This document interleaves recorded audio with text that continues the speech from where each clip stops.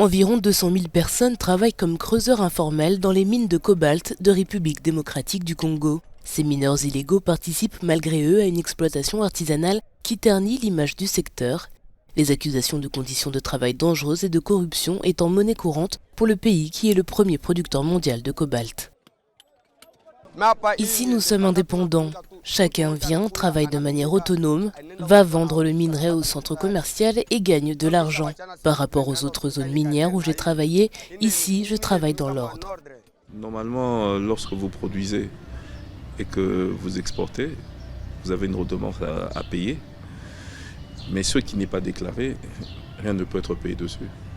D'où l'importance de pouvoir mettre en place des procédures qui puissent garantir la traçabilité de l'amont à l'aval pour s'assurer que tous ces flux qui aujourd'hui ne sont pas comptabilisés le seront.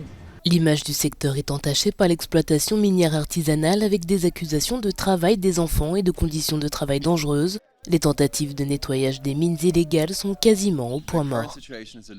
La situation actuelle est une situation de perdant-perdant. L'exploitation minière artisanale a lieu sur des concessions industrielles, donc, juridiquement parlant, elle empiète sur le territoire des mineurs industriels. Il est donc difficile pour ces derniers de s'engager. Le code minier ne leur permet pas de s'approvisionner auprès de l'exploitation minière artisanale et à petite échelle, ASM, mais les conventions internationales en matière de droits de l'homme ne leur permettent pas non plus de les expulser de leurs concessions. La RDC détient plus de 70% de l'approvisionnement mondial de ce métal qui fournit notamment des téléphones portables ou encore des voitures électriques.